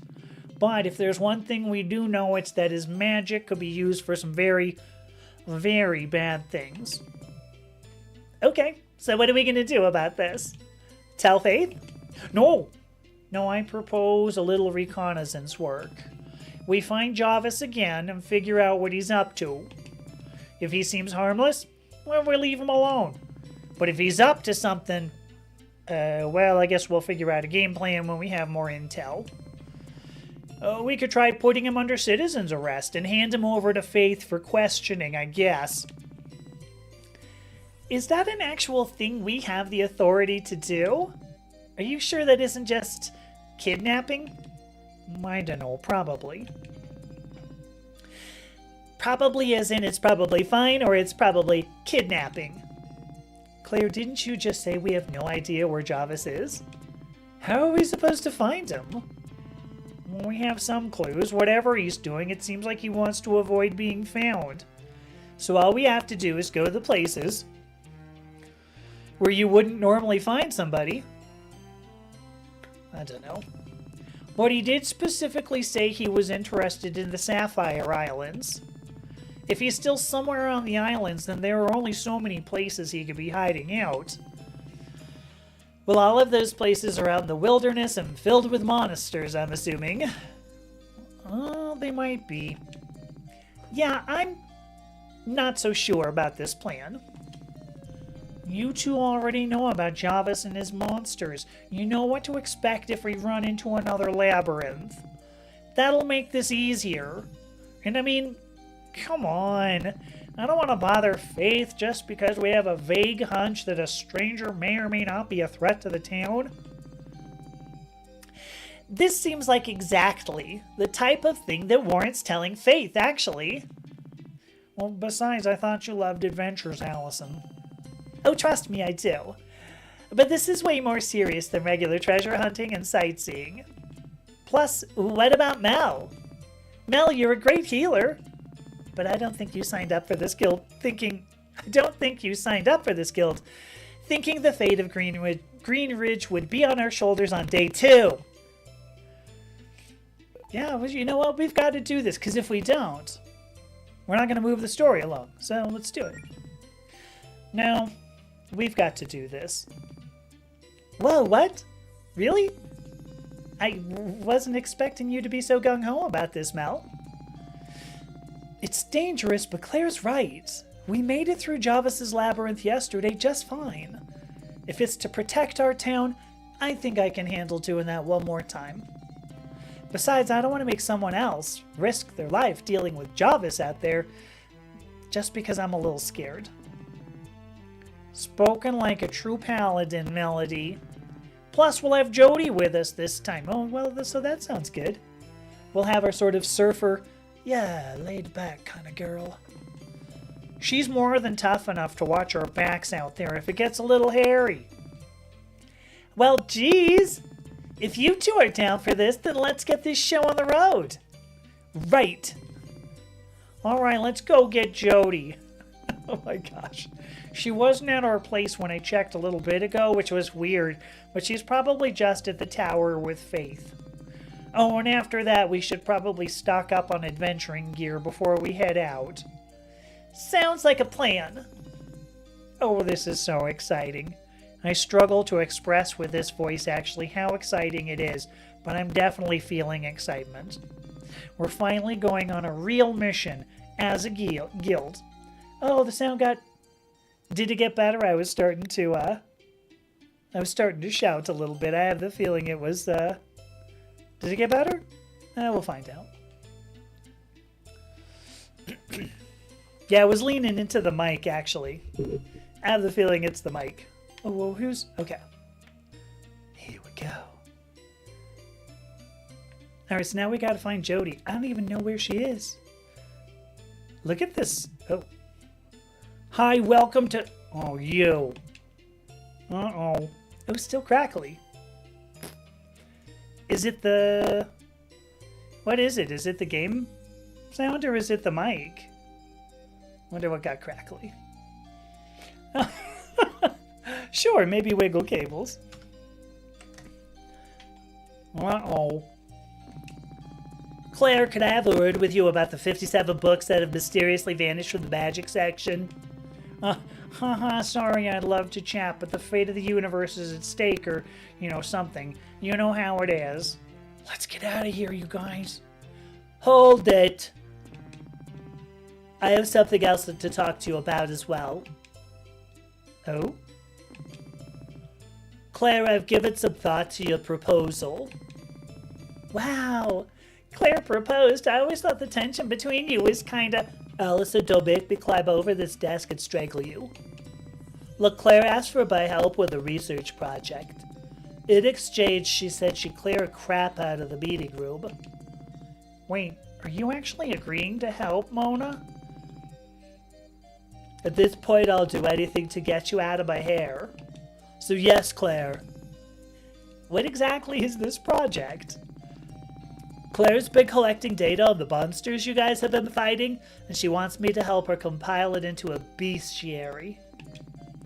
Admittedly, monsters are a kind of fascination of mine, so assembling a bestiary intrigues me. Anyway, I started putting that together based on the monsters you've faced so far. Here's your copy. Received the bestiary. Woo! From now on, you can receive bestiary entries after defeating monsters in battle. I have my own copy of the book that's magically linked to yours. Yeah, like your too. So I'll be writing monster descriptions as you add new entries. Do we get anything for completing it? Some kind of reward? You get a complete bestiary.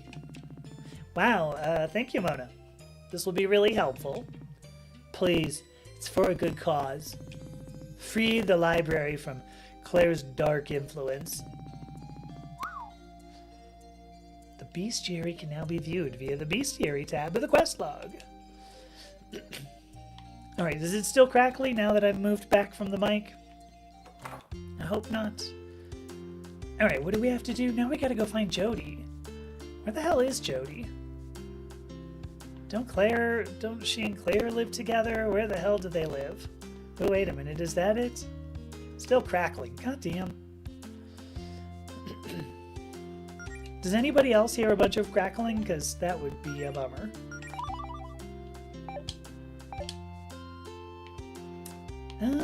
Whoa.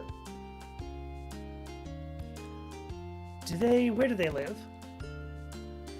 The opposite of the bestiary, of course, is the worstiary. Very true. Was this where these guys lived? Where these two lived? I should probably mind my own business. Okay, well. Where did they live? Claire, can you just tell us where you live?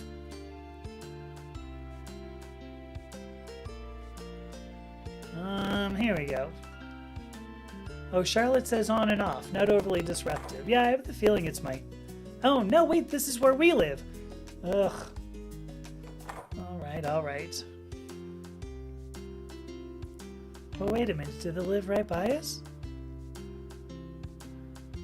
No? No, okay, Claire, where do you live? Come on. Oh, no, wait, they said she was going to be up at the... Whoa. Who the hell's that? All right, who are you? Wow, Holly, okay. Good morning. Heading out on another adventure, huh? Yep, we're just stopping by Faith's office first to see if Jody's with her. Oh, yeah, just a heads up. Faith's got a lot on her plate today. Isn't that true every day? You'll see what I mean. Just try not to bug her too much. She doesn't need any more stress right now. Oh, and Melody, one more thing. It's not much, but I figured you'd put this to good use.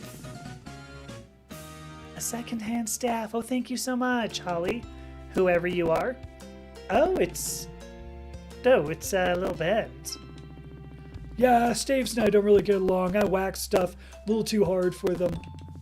Still works, though. It'll give your spell casting a little more oomph compared to casting empty-handed. I mean, provided you actually equip it, you know. Well, thanks, Holly. I'll be sure to put this to good use. Knock 'em dead, kid. Or, knock 'em alive, because you're a healer. Nice. All right, let me see if I can fix the silly mic. Let me see what happens.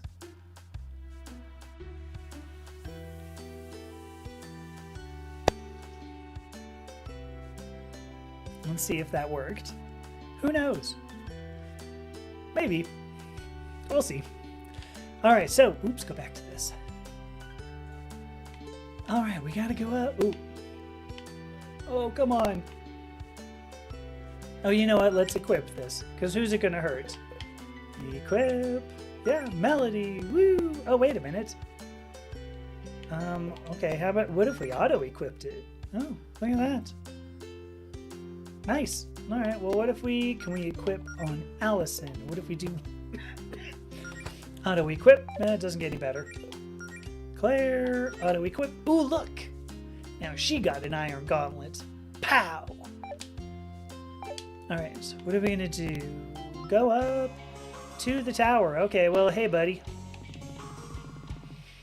If you don't have an appointment, Miss Vincent is a little tied up right now. Again. So much to unpack in that. And by a little, I mean extremely. We've just... Shoot. We've just got a personal matter to discuss. It'll only take a second. Is Jody upstairs with her? Not to my knowledge. But if she's popped into Faith's office unannounced without checking in at the front desk, it wouldn't be the first time. If you'd like to schedule a meeting, though, Faith has a few openings next week. Come on, dude. Do we have to go through this every time we come here? We're Faith's closest friends. Just let us talk to her for 2 seconds. Fine, give me a sec. I don't think I'll ever be used to this guardian thing. I miss being able to see Faith more often. Miss Vincent is in the dungeon. Wait a minute, what? I'm amazed she ever gets to leave her office, honestly. You guys just don't understand. This is what it's like to be a highly skilled witch, like me or Faith. Your arcane talents are always in high demand. Careful with the adjectives there, Claire. Here we go. Ah, I see. So listen, I don't know how to pronounce this, but somebody says that Jesus loves and adores us. Oh, now it's gone. We're not alone, and our suffering is seen by God, and all your heart will be rewarded if you accept Him into your life. And you are always welcome at any local church. Here's the thing. No, we're not. They've made that really clear to us. All right. Still, it's a lot of responsibility for a 24-year-old. She must be the youngest guardian in Green Ridge history. Well, second youngest, right? I've heard stories about a time when everyone thought it would be hilarious to write in a baby's name on the ballot. And the baby won. That wasn't that long ago, actually. Wasn't the baby Pepper Leone? Who the hell's that? Yeah, it turned out there was no age requirement for write-ins. Pepper was technically guardian for like a day before they called for a do-over. And I'm getting it, yeah, okay, sorry. If she's tied up, she must be in the dungeon, right? Hey. See, you guys always blame me for everything, but this town was always bonkers, long before I moved here. Anyway, Faith's a great guardian, but I'm still convinced she won partially because everyone thought it'd be fitting for the boss of the Paladins to be named Faith. Okay, Miss Vincent will see you now, but she says to make it quick. Just head on up the elevator. Okay, elevator. Okay, buddy. Elevator. Here we go. Oh, that was really quick. Jody! Oh, thank goodness you're... Oh, she's not with you. Have you not seen her either, Faith? No. Don't worry, I'm certain she'll turn up, right? It's fine. Everything's fine. Okay. Something is definitely up. Faith, your girlfriend is a founding member of my guild, and we need her help right now. If something's up with her, then you've got to tell me. I'm sorry, but I have more important things to worry about today than your magical hijinks, Claire. Not this time, you don't. Faith, come on, we're your friends. Be honest with us. What's going on? Look, I don't know where Jody is, okay? I have no idea where she is and no way of contacting her. Oh, dear. So, unless you've got some important news for me, I'm a bit preoccupied. Well, other than the dude with a VHS tape for a head, who we saw building a dungeon or something and summoning monsters beneath Greenridge? Yeah, we got nothing. Allison, not now. Allison, I appreciate the attempt to lighten the mood, but again, now really isn't the time for jokes. Wait, she is joking, right? I really wish she was, but that did actually happen.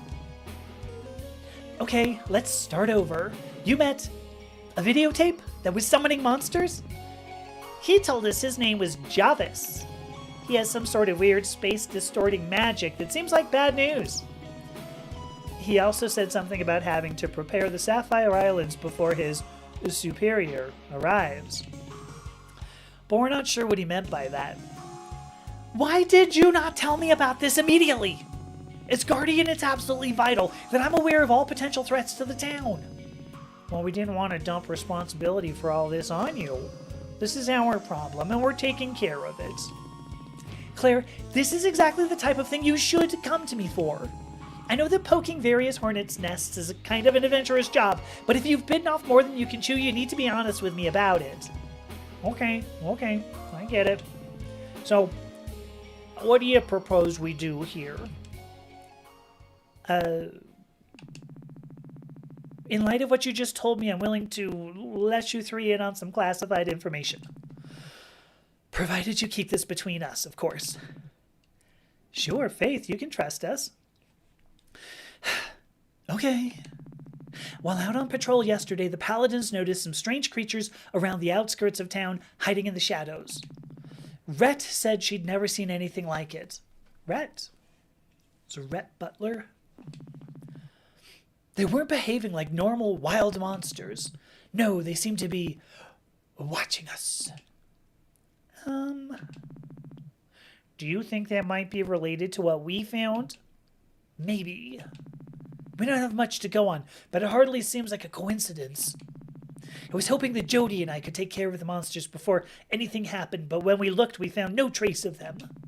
I told Jody to keep looking for any signs of monster activity while the Paladins and I stayed in town, in case they returned. That was about 3 p.m. yesterday. I haven't heard from her since. Have you tried calling her? Well, have you actually checked your phone today? Something's interfering with our reception, which itself is just another reason to be paranoid about all these strange happenings. Okay, yeah. We were already headed out to monster territory to investigate Javis anyway. We'll just look for Jody out there. Well, if you three feel up to the challenge, I suppose we have a plan.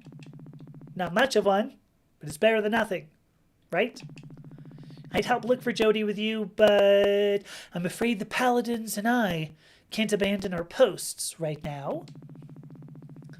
Just promise me you'll be careful and report back to me as soon as you're able, okay? I have a very bad feeling about all of this. I don't know what I'd do if something bad happened to Jody, let alone all four of you. Don't worry, we'll be fine. Oh, and then the music kicks back in. We've just got to head north, grab Jody, figure out what Javis is up to, and come right back to regroup. Easy peasy lemon squeezy. I'd start looking at the Amberwoods if I were you. You know how to get there, right?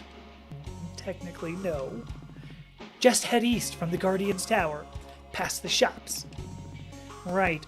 Come on, gang, we've got work to do. Find Jody has now been added to the quest log. Alright. Good, this was an awful lot of exposition here. I hope we do something. Oh, I can access the quest log through the menu. Thank you. Alright, let's go. Alright, see you later, Chet. Seems like more like a Kevin to me, but... Okay, let's get this... Hold on. Before we leave town, can we stop by Piggledee's real quick? I need to tell Beverly I can't make it into work today. No problem. Maybe we should grab some food while we're there. Off to Piggledee's it is, then. I'm just going to say that again. Piggledee's. Oh, boy. I'll see you again. Okay. Yeah, we're open. Nice. Oh. Whoa, what the... Who the hell is like the green... Okay. Well, she seems really excited. Let's go talk to her. Hey, babe. Oh, no. Come on. Hey, babe. Oh, here we go. Hi, girls. Oh, and Claire's with you this time. Hi, Claire. Hey, Beverly. I just wanted to stop by and tell you I won't be able to make it into work today. Oh, is everything okay? No, everything's fine. We've just got some urgent adventurer business to take care of today. Yeah, we're just off to save Greenridge and possibly also Jody's life. You know how it is. I don't know how that is, actually. But yeah, that's fine, Claire. It's pretty dead here today. Anyway, Sean and I can handle it. Oh, Sean. Wow, hi, Sean. I'll definitely miss having you around, though. Huh? Oh, yeah, me too. Okay. Well, Oh, hold that thought. Gotta get that out of the oven. Okay. Okay. So when are you going to cut the crap and ask Beverly out, Claire? What? Oh, come on. The little hearts in her dialogue are dead giveaways. And I mean, you obviously like her, right? You always get so much more chipper around her. Well, she's just very sweet. It's infectious. See? Look, it's complicated, okay? Yeah, I like Beverly, but it'd be weird. She's my co-worker. I don't want to make it weird. So dating a co-worker would make work weird, but wearing your witch gear while waiting on customers and skipping shifts to go fight monsters doesn't? Well, when you say it like that, you make it sound silly. Claire, do you remember what you told me a couple months back when I was crushing super hard on Allison? Well, that you should just talk to her? Yeah, maybe you should follow your own advice here. You and I both know it's infinitely easier to give advice than it is to take it. Listen, I don't even know if Beverly likes me. She's all sweet and bubbly around everyone. That's just how she is, 24/7. Besides, what we have going right now is nice. We hang out a lot, and I don't have to experience the crushing pain of being rejected. Okay, but for real, Claire, you'll never know how she feels if you don't talk to Beverly about it. Oh my god, fine. Yeah, Charlotte says she wished she had co-workers to get hit on. You know what, I'm going to tell you. I'm not sure I do. Like, I don't mind. I mean, I get hit on enough, I think. Wait a minute. No, I don't. Yeah, maybe coworkers would be good. Okay, sorry about that. Oh, wait. Oops. Sorry, folks. Here we go. Okay, sorry about that. Now, what were you saying?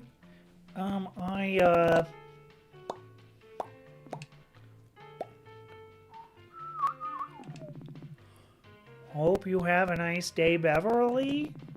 Boy, that sure was a lot of build-up for a perfectly normal statement. Well, let me know if you need anything else. Food, a nap in one of the guest rooms, you name it. Okay. No? Okay. Jeez. Skipping work again, huh, Claire? Hey, come on, you don't want to make up the shifts later. Yeah, if Beverly thinks we've got things under control, then it's fine. And if the adventuring stuff's going well enough that you don't need the paycheck, then hey, good on you, babe. Just don't think you can bail on us when the next holiday rush rolls around. The summer solstice crowds are going to be ravenous. Okay. All right, we gotta talk to you again. Hi, girls. What can I do for you? Talk. I don't have anything else to say right now. Okay, that's fine. All right, we gotta go talk to Green Vampire Bowser person. All right, here we go. Brittany. Oh, well, okay, sorry, Brittany. So, sorry, this is a femme, sorry. Hey, heard y'all are in a guild now. How come you aren't wearing, like, matching tabards or anything like that? Well, we have our own styles. We're trying to get them to do it, but they're stubborn. Ah, I get you. Style's important as an adventurer. It's half the job, honestly. Dress for the adventure you want, not the one you're on and all that. You know, you remind me of me and my friends when I was younger. We started a guild together, too. Oh yeah? How'd that go? Well, I mean, not good. Deciding to spend that much time together really put a strain on our relationships. I don't regret it, though. Your 20s are all about getting stupid mistakes out of the way so you can make less stupid ones in your 30s. I still wear the tabard, though. I don't really see my old teammates that often, but I wonder if they still have theirs. But don't worry. I'm sure y'all's thing will go way better than that. I'm not really feeling good about that, actually. All right, so we have to buy some stuff. Wait a minute. Who are we? I don't even know. Like, how do I find out how we... Oh, well. All right, so we got to take a sleep. So let's have a sleep. Hi, girl. Okay, rest. Let's rest. Okie doke. Have a nice nap. All right. Thank you. Ah, Frybird, laundry calls you away. Oh, where'd we go? Oh, here we are.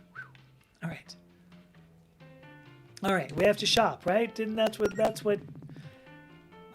Beverly, do you mind if I use my employee discount? Go right ahead. Oh, also, let me give you a piece of advice. Some food will heal you more if it's something you really, really like. That's why they don't have HP recovery values listed on the chart. It varies. Oh. I gotta figure it out? So when dividing up your rations out in the field or whatever, you should always give everyone their favorites. Okay, can we find out? Oh, buy. Okay. How much do we have? Ooh, gosh, we have 1,100. Oh, who likes this? Oh, a carrot. The bunny will like a carrot. Let's eat the carrot. Let's get the carrot. I'll get 2 of them. Why not? Sure. Blue rock candy. Who even knows? It was a hot fudge. I don't... Picnic set. Okay. Hot fudge sundae. Ooh, that seems like a...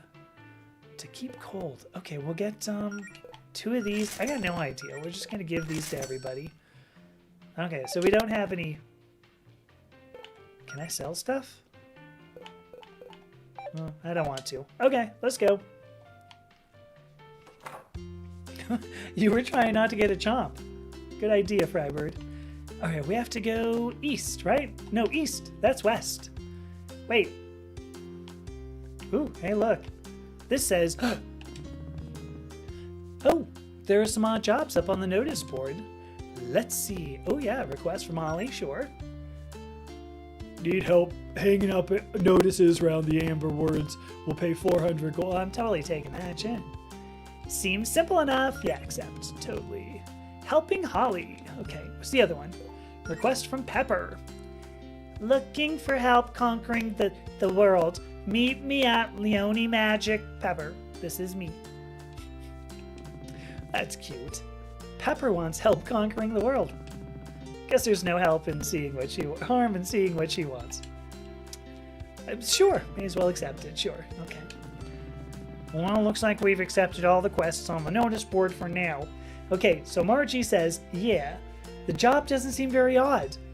We're just going to hang up some, hang up a couple of liars. Frybird says don't fatten up the game, friends. It's okay. All right, go east. I thought east was where the, oh boy. Oh, hey, look. Okay, get out of the way, man. Okay. Have we been here? Here we go. Oh yeah, Amber Woods. Sure enough, there you go. All right, but now unfortunately it's 4 o'clock. That was a whole lot of exposition today. Like, I don't mind that, just, that was a whole, oops. What do I have to do? Oh no, I gotta go back. I forgot. I gotta go back here in order to save. Let me save really fast. Yeah, okay, get out of the way, cat. Okay. All right. Oh, wait a minute. Leone Magic. It's right there. All right, I'm gonna start going over these again. Watch. Yeah, there we go. All right, there we go. So let me go ahead and, I don't know how to get out of this party option. I think that's it. Yeah. Okay, quit.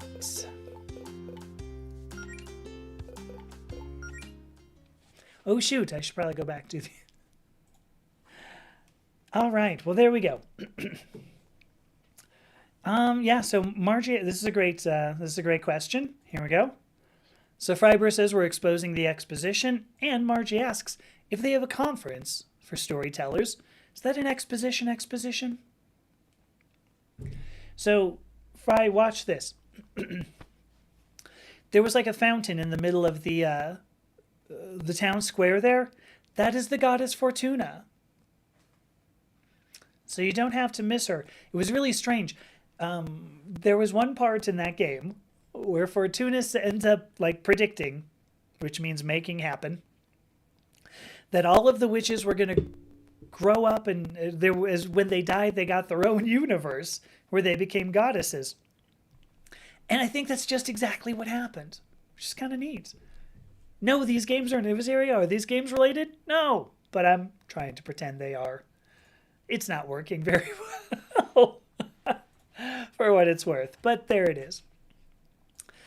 Okay, so it's 4 o'clock, and I'm going to go ahead and, I can turn off my headset and everything, my headphones and all. So I'm going to go ahead and shut it down. Thanks so much, everybody, who showed up. I will be back on Tuesday. I have no idea what we're going to talk about, but on Tuesday, Frybird says she'll pretend they are if I do the voices. Unfortunately, you don't get a choice on who's doing the voices. Oh, damn. It's still crackly. Well, I don't know what's going on. All right. I'm going to take off. I will see you on Tuesday. Take care, everybody. And let me see. I don't see anything weird going on with the stream. I don't know. Thank you again for the gift, Frybird. All right, I'm going to shut it down. Thanks again, and I will see you then. Talk soon. Bye.